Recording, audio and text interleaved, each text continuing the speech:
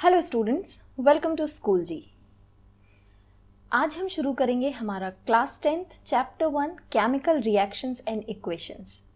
हर lecture को देखने के बाद आप हमारी वेबसाइट schoolg.in पर जाकर स्टडी मटेरियल देख सकते हैं, हमसे डाउट्स पूछ सकते हैं और कॉन्सेप्ट को और अच्छे से समझने के लिए आप वहाँ पर दी हुई क्विज़ अटेम्प्ट कर सकते हैं, जिससे आपको क्लियर हो जाएगा कि कोई कॉन्सेप्ट आपको अच्छे से समझ आया है या नहीं।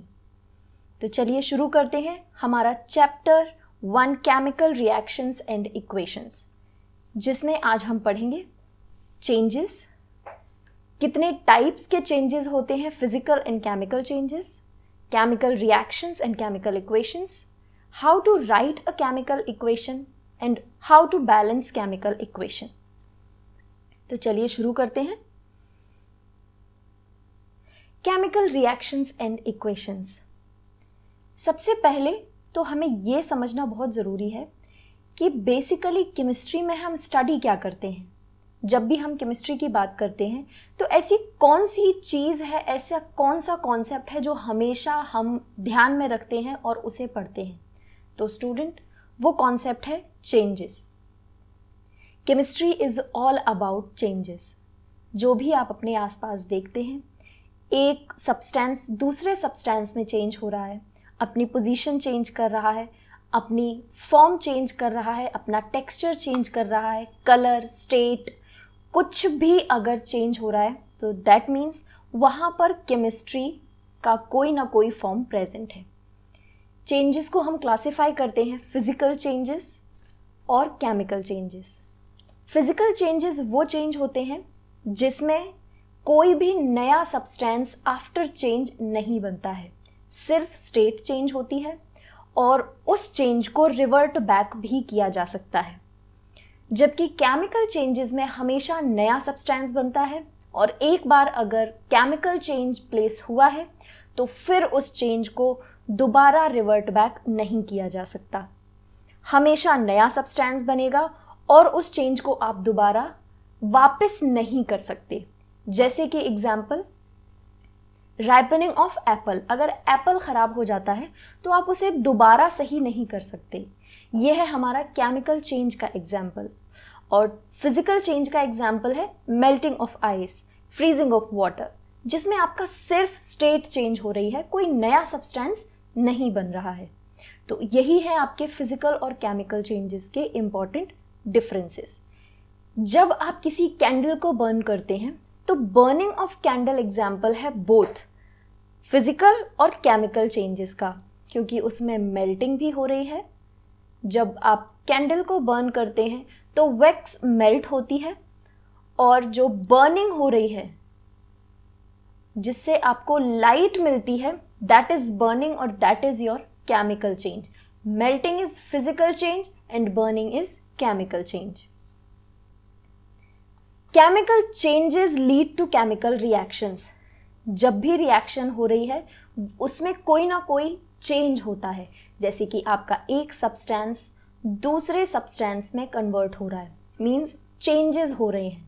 जो बॉन्ड्स हैं हमारे पुराने सब्सटेंस के, ओल्ड सब्सटेंस के, उनको ब्रेक करके नए बॉन्ड्स बन रहे हैं, तो इन्हीं को हम कहते हैं केमिकल रिएक्शंस। केमिकल रिएक्शंस के दो इंपॉर्टेंट पॉइंट हमेशा याद रखने हैं। पहला कि केमिकल रिएक्शन में ब्रेकिंग होती है ओल्ड बॉन्ड्स की and formation of new bond, means नए बॉन्ड्स बनते हैं और पुराने बॉन्ड्स ब्रेक होते हैं।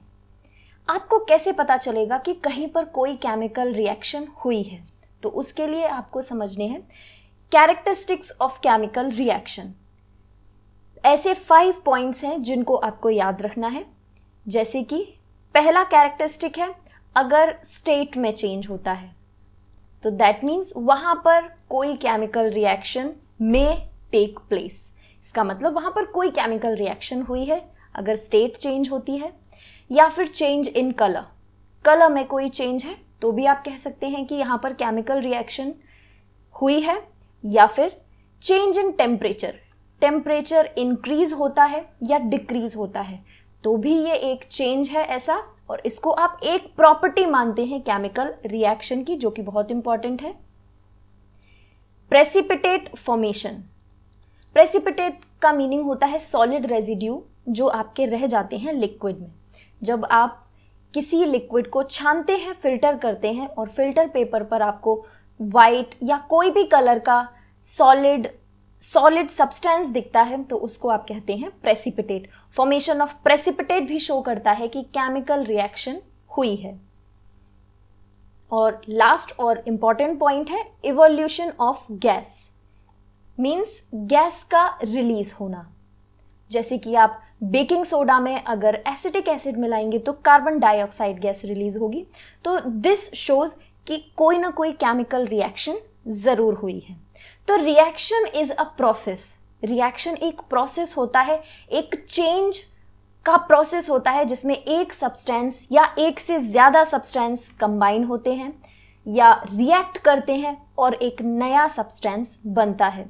हमेशा जब भी कोई केमिकल रिएक्शन होती है तो आप उसको इस तरह से रिप्रेजेंट करते हैं।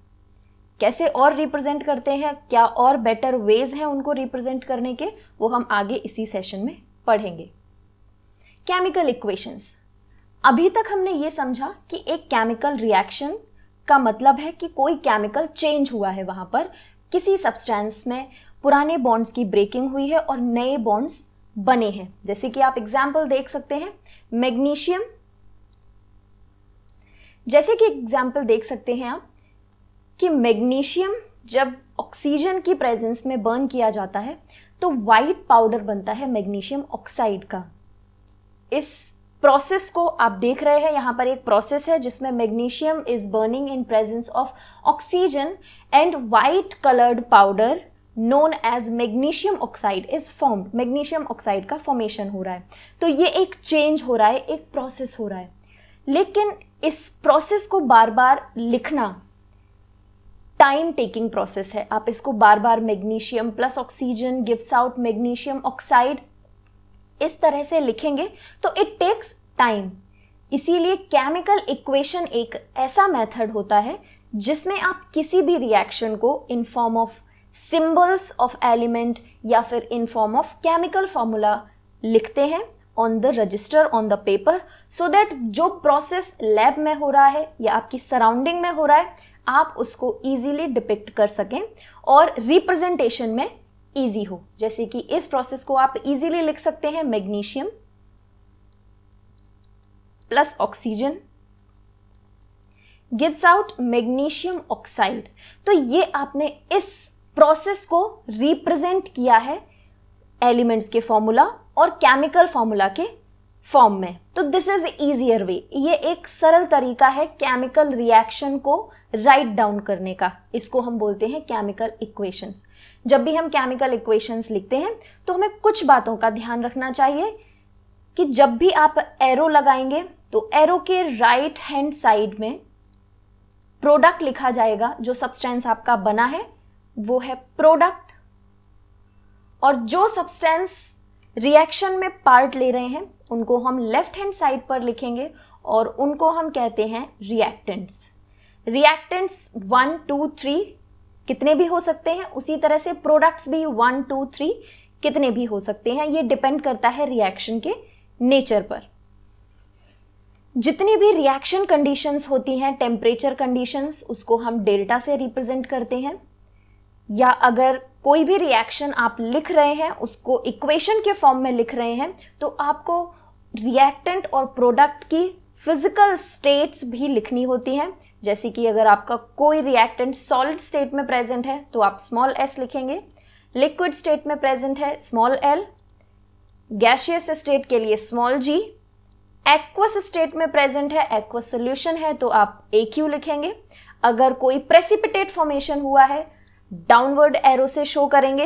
इवोल्यूशन ऑफ गैस को आप अपवर्ड एरो से शो करेंगे और टेम्परेचर को डेल्टा से शो करेंगे। ये कुछ ऐसे रिएक्शन को रिप्रेजेंट करने के मोड हैं जिनको आप केमिकल इक्वेशन को लिखते टाइम याद रखेंगे। How to write a chemical equation, इसके लिए आपको सिंबल पता होना चाहिए एलिमेंट का, केमिकल फॉर्मूला पता होना चाहिए, और जो एरो आप लगा रहे हैं उसमें हमेशा याद रखिए कि जो भी हेड ऑफ द एरो है वहां पर प्रोडक्ट लिखा जाएगा,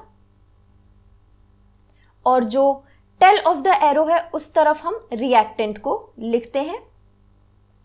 रिएक्टेंट जब कंबाइन होते हैं या स्प्लिट होते हैं तब हमारा प्रोडक्ट बनता है।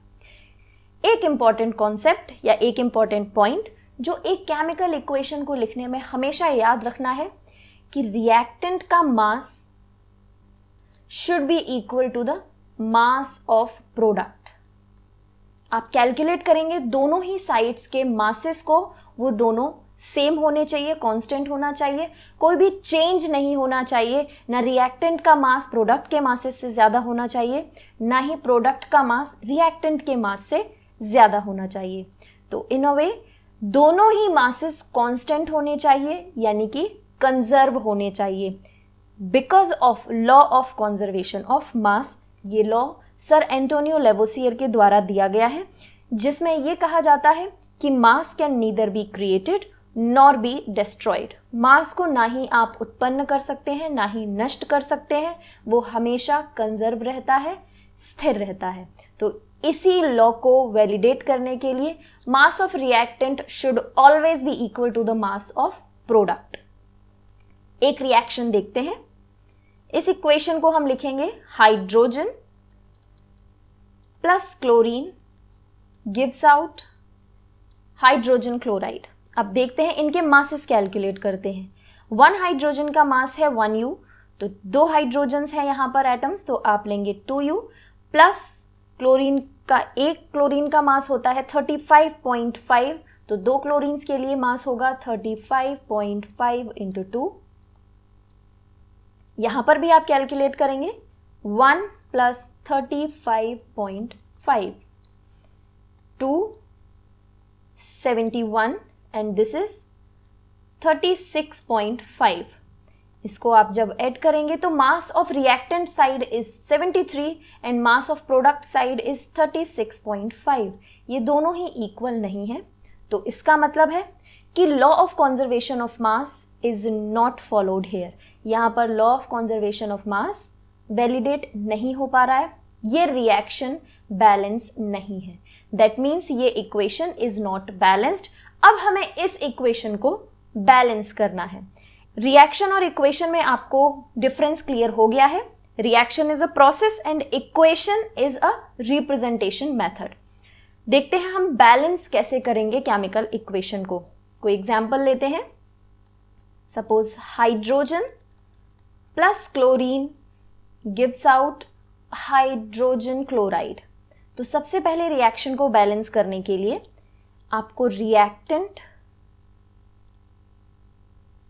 एंड प्रोडक्ट साइड में जितने भी एलिमेंट्स हैं उनकी एक लिस्ट बना लेनी है। यहां पर 2 एलिमेंट्स प्रेजेंट है, हम लिस्ट बनाएंगे, इस टेबल को बनाएंगे। Hydrogen and chlorine. Reactant side में हाइड्रोजन प्रेजेंट है 2, प्रोडक्ट साइड में 1, क्लोरीन रिएक्टेंट साइड में 2 और प्रोडक्ट साइड में 1। तो हम इजीली इसको बैलेंस कर सकते हैं by multiplying here on the product side by 2। Hydrogen balance करने के लिए आपको यहाँ पर 2 का मल्टीप्लाई करना है, और जैसे ही आप हाइड्रोजन को बैलेंस करेंगे क्लोरीन भी आपका बैलेंस हो जाएगा। आप क्लोरीन के नंबर काउंट कर सकते हैं, नंबर ऑफ एटम्स। यहाँ पर भी 2 एटम्स हैं और यहाँ पर भी क्लोरीन के 2 एटम्स हैं। तो इस तरह से आप देख सकते हैं कि रिएक्शन बैलेंस होती है। आपको एक टेबल बनानी है, नंबर ऑफ एलिमेंट्स जितने भी हैं उनको एनलिस्ट करना है, और उस तरह से आप 1 by 1 hit and trial method से बैलेंस कर सकते हैं। केमिकल इक्वेशन को बैलेंस करने के 3 मेथड हैं। एक हिट एंड ट्रायल मेथड जो हमने अभी पढ़ा, hit and trial. Second method है oxidation number method and third method है आयन इलेक्ट्रॉन मेथड। ये दोनों मेथड्स आप हायर क्लासेस में पढ़ेंगे। अभी आपको हिट एंड ट्रायल मेथड की हेल्प से केमिकल इक्वेशंस को बैलेंस करना है।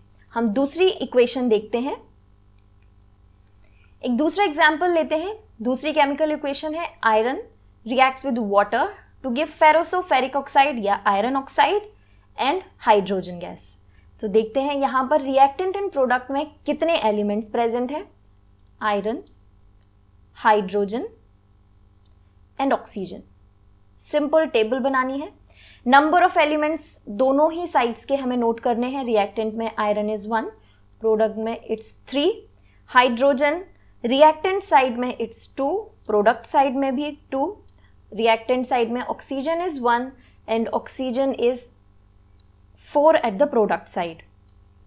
इसको हम बैलेंस करते हैं 1 by 1। एक एलिमेंट को पहले कंसीडर करते हैं, यहां पर आयरन को कंसीडर करते हैं। Iron is 1 on the reactant and 3 on the product side. तो हम मल्टीप्लाई करेंगे आयरन में 3 का ऑन द रिएक्टेंट साइड, और आप देखेंगे जब आप 3 का मल्टीप्लाई करेंगे तो आयरन आपका बैलेंस हो गया है। अब हम हाइड्रोजन को देखेंगे, हाइड्रोजन बैलेंस्ड है। ऑक्सीजन को बैलेंस करेंगे तो oxygen is 4 on the product side, तो हमें रिएक्टेंट साइड में भी 4 का मल्टीप्लाई करना है। तो जब आप ऑक्सीजन को बैलेंस करने के लिए रिएक्टेंट में वाटर में ही ऑक्सीजन प्रेजेंट है, तो आपको इसमें 4 का मल्टीप्लाई करना है। तो जब आप 4 का मल्टीप्लाई करेंगे, अब आपके हाइड्रोजन्स जो हैं रिएक्टेंट साइड में वो हो गए हैं 8। हाइड्रोजन 8 है यहाँ पर और 2 है प्रोडक्ट साइड में। तो अब आप इसको बैलेंस करेंगे बाय मल्टीप्लाइंग हेयर बाय 4। 4 से आपको यहाँ मल्टीप्लाई करना है और आपका हाइड्रोजन भी बैलेंस्ड है। तो यहाँ आप देख सकते हैं iron plus water gives out ferroso ferric oxide and hydrogen gas. आप काउंट कर सकते हैं elements, 3 iron, 8 hydrogen and 4 oxygen. 3 iron, 4 oxygen, 8 hydrogen.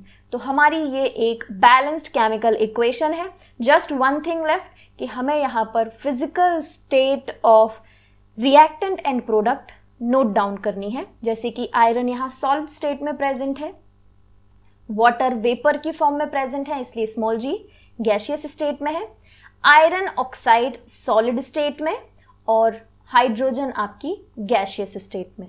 तो ये हमारी एक बैलेंस्ड केमिकल इक्वेशन आपके सामने रेडी है। इस तरह से आप इसको बैलेंस करेंगे। और भी इक्वेशंस को आप प्रैक्टिस कर सकते हैं। नेक्स्ट सेशन में हम पढ़ेंगे कि केमिकल रिएक्शंस कितने टाइप की हैं। हमारे सिलेबस में कितने टाइप की केमिकल रिएक्शंस गिवन है जिनको हमको स्टडी करना है, वो हम आपके साथ नेक्स्ट सेशन में डिस्कस करेंगे।